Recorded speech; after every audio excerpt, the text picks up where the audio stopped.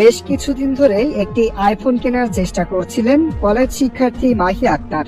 শেষ পর্যন্ত টাকা জোগাড় করতে না পারায় ঘটিয়ে ফেলেন দুর্ধর্ষ ঘটনা। অবশেষে দুই সহপাঠীর সহযোগিতায় অপহরণের নাটক সাজান এই শিক্ষার্থী। পরিকল্পনার অংশ হিসেবে গত মঙ্গলবার সকালে কলেজের উদ্দেশ্যে বাড়ি থেকে বের হন মারিয়া। পরে সহপাঠী সিফাতকে দিয়ে মাহিয়ার মাকে ফোন দিয়ে 1,00,000 টাকা মুক্তিপণ দাবি করেন, কিন্তু মাহিয়া আক্তার তার পরিবার থেকে টাকা না পেয়ে হতাশ হয়ে পড়েন। এরপর সেদিন রাতে বান্ধবী সিনথিয়া আক্তারের বাড়িতে অবস্থান করেন।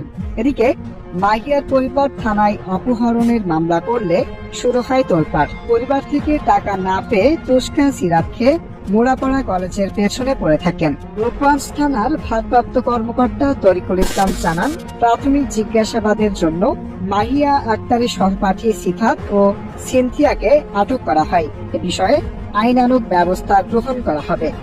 নাটক এবং গণধর্ষণের নাটক করার জন্য পূর্ব থেকে পরিকল্পিতভাবে এটা করা হয়েছে। এইটা করতে যে আমরা যে ওই ভিকটিম এবং কথিত ভিকটিম এবং তার যে ফ্রেন্ডদের সাথে যে কথোপকথন, এগুলো স্ক্রিনশট আমরা উদ্ধার করেছি এবং বিভিন্ন অডিও মেসেজ এগুলো আছে। কিভাবে পরিকল্পনা করা হয়েছে প্রকৃত পুরো ঘটনা আমাদের কাছে মানে তথ্য প্রমাণ আমাদের কাছে আছে যে এটা প্রকৃতপক্ষে একটা গণধর্ষণের নাটক। এটা প্রকৃত গণধর্ষণ নয়।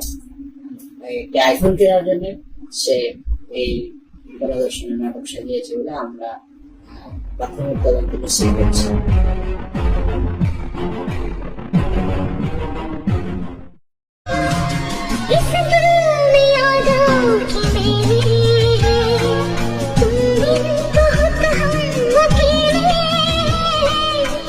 जा